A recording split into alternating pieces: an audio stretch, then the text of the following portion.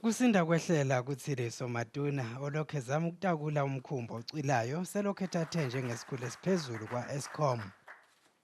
Ngesikhathi senkulumo yokuqala yesizwe kulonyaka, uMatuna uvumile ukuthi inkampani ayizange ilungise iziko layo lokuphehla ugesi iminyaka eminingi nokwenza ukuthi uhlelo lube ngaphansi kwengcindezi.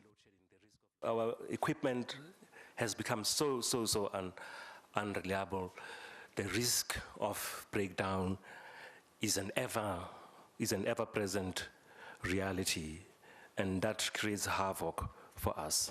Was there pressure politically to keep the lights on at all Kepha costs? I-Eskom ayisho ukuthi ngabe ingcindezi ezombusazwe yaba neqhaza naye ekutheni kunganakekelwa isiphehli sikagesi sawo. If the lights had gone off during the World Cup, this country would be in a totally different country. The fact that the lights stayed on is partly why we are where we are today. Le nkampani ithi idinga u-5,000 megawatts ngaphezulu ukuze ikhone ukulungisa isiphehli.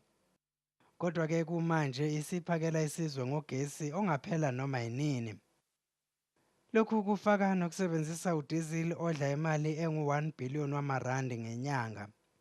I-Eskom inxusa izakhamuzi zakuleli ukuba zibambe iqhaza ukunciphisa ukusetshenziswa kogesi okungenani ngamaphesenti ayi-10. Le nkampani isiphinde yayala nomphakathi ukuba-ke ulungiselele ukucinywa kogesi okungahleliwe.